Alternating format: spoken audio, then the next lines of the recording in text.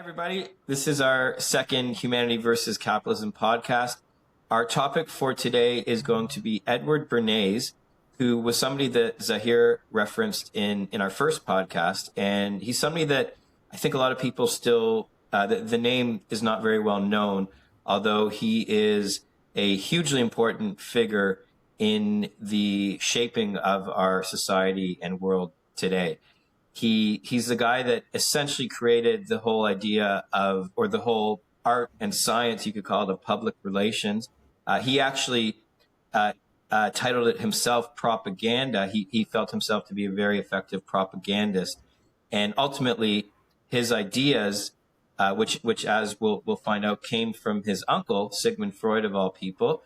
He really expanded on the ideas of Freud to you essentially manipulate people to buy things. So he was highly influential in our consumer culture, and his ideas have been adopted by corporations and governments all over the world ever since. And our focus on looking at him is going to be a movie that came out in 2002 that some of you might have seen by Adam Curtis called Century of the Self. So we're going to base our discussion around some of the key points in that movie, which is all about Edward Bernays. And I'll let Zahir take the reins on the first topic of discussion from that Thanks, movie. Amos.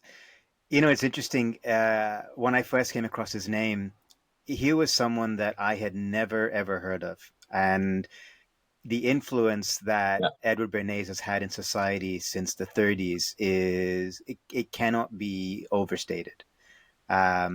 His ideas that he translated from his uncle's work found home in politics, they found home in business, and now they're a fundamental part of pop culture and our society today. But it's something that most of us have never heard of and don't understand. And we often take some of the things that happen today as things that have existed forever in our cultures and our societies. And it's only when we start digging into some of these topics that Amos and I have discovered how many of these we take for granted, how many of these are actually fairly recent developments that have spread around the world very quickly, largely aided by the tools and techniques that people like Bernays have implemented or taught us.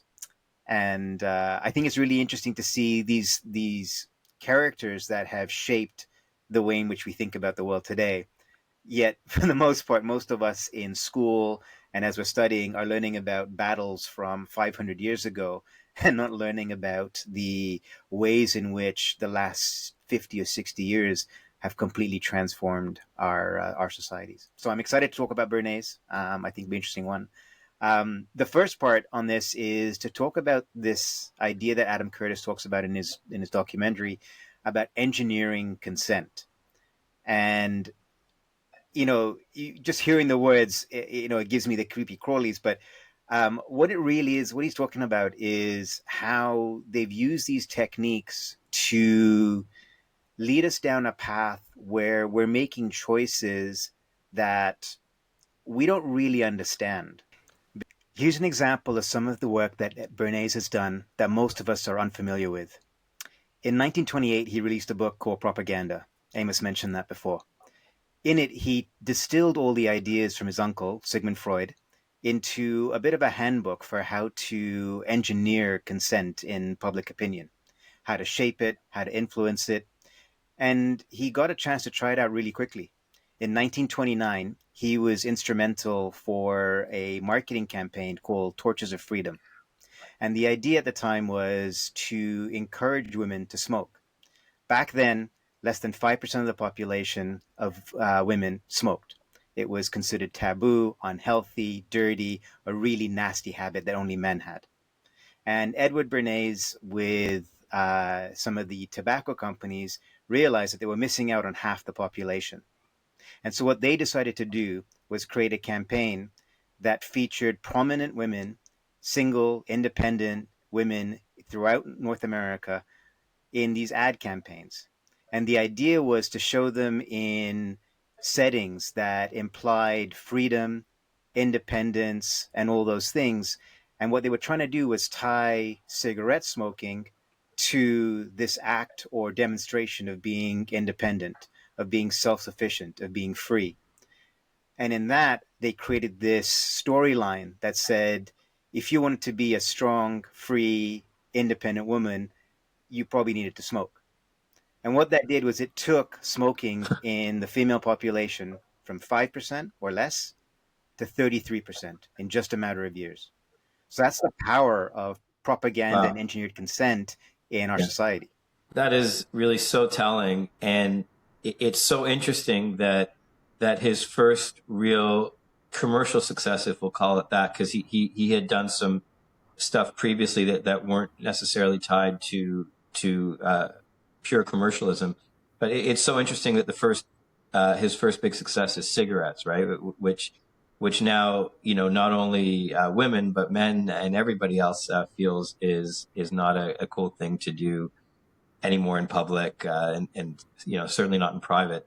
But yeah, it just speaks to how powerful these manipulation techniques were that he implemented.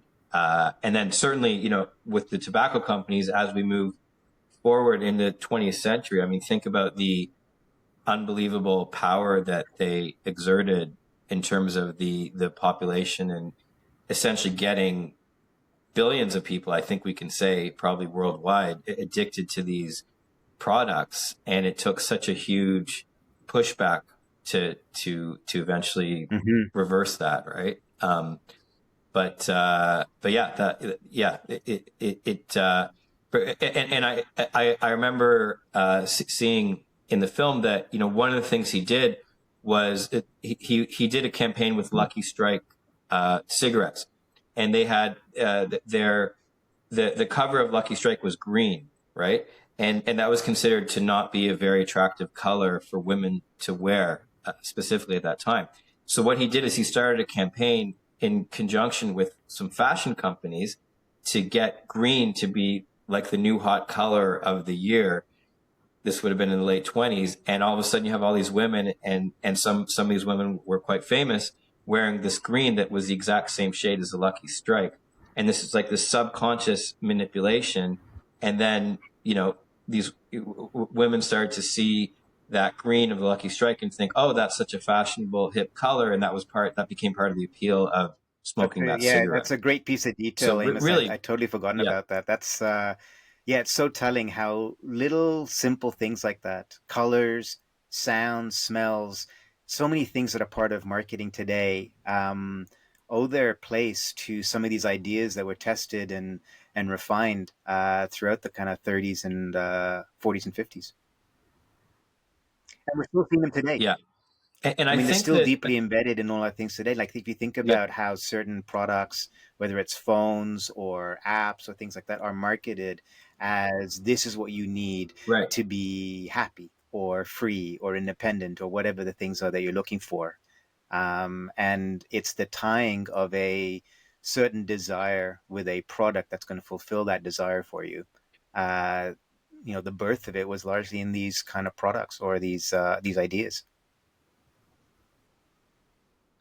Yeah, no, totally. I mean, that's why, Adam called that chapter the happiness machines. And that's something that we've all been so conditioned to be a part of and believe in, that, how many times in your life have you thought, if I just had that thing, if I had that piece of clothing, it would make me look better, and all these other things would happen when I look better that would make my life better, just as one example, right? Or if I had that amazing new computer, I could do so much more and my life would be better, the new phone. I mean, we all know it, right? But we take it for granted. I mean, we take it, it's such a fundamental part of this, of the society. And when we talk about humanity versus capitalism, I think that this is one of the most fundamental things, is how do we get out of that mindset? How do we shift that mindset from thinking that our happiness is based on acquiring things,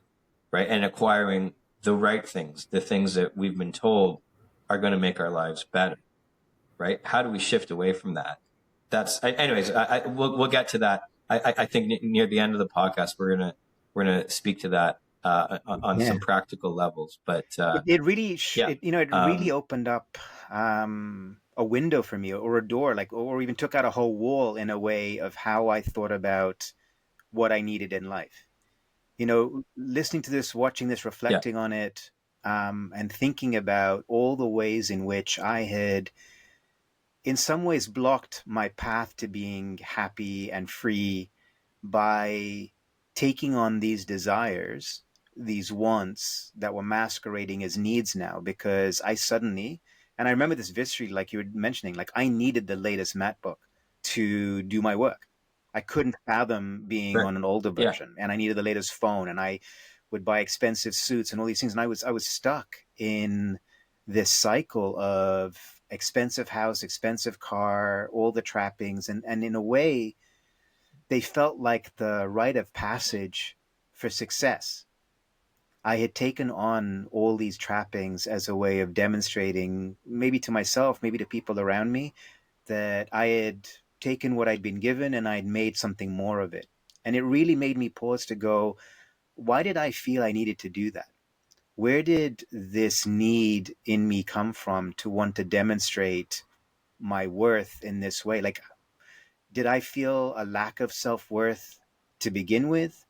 Why did I feel not worthy? And as I watched this and I read this and I reflected more on these different lessons, I started to realize that what Adam Curtis was pointing to was the fact that Bernays and a whole bunch of people, explicitly or not, had somehow conspired to add a whole bunch of conditions in my life that I needed to fulfill in order to feel happy. And I was passing that on to my kids, and I was passing that on to the rest of my family, because when they would see me, I would say, oh, this is the stuff that you need to do to be happy and to be free. And I was demonstrating it largely in my actions. And something like this really made me pause, uh, you know, to think about where all of this had come from. And I didn't realize it, and I didn't see the pattern until something like this came along to wake me up a little bit. yeah. I think that's really it. I think most people, I feel pretty safe saying this, and in fact, not just most, but the overwhelming majority of people still right now, or maybe even especially we could say in 2025, are not aware of how they're being manipulated, right? And I think you said explicitly or not, I think it is explicit. I mean, I really do. And I'm not a conspiracy theorist, but I just think there's a lot of people who really want to make a lot of money, and there's obviously a lot of greed out there, right? And we've, thanks to Bernays and then a bunch of people after him, there's some clear tools of manipulation, psychological manipulation, right? That are These are levers that can be pulled very easily. And I think that, the phones are, oh my God, such an example of that, right? I mean, we know that these apps and especially the social media, they have it all down to a science, right? They've studied the psychology of what makes someone press here and there, and the right size of a notification or the right sound of a notification that's going to get you excited. Ooh, I got a message. Ooh, I got another like. All this stuff has been tested and retested and retested, to the point that we have no defense against it. We're and it's the only defense is, well, the first part is to really be aware of how manipulated you're being.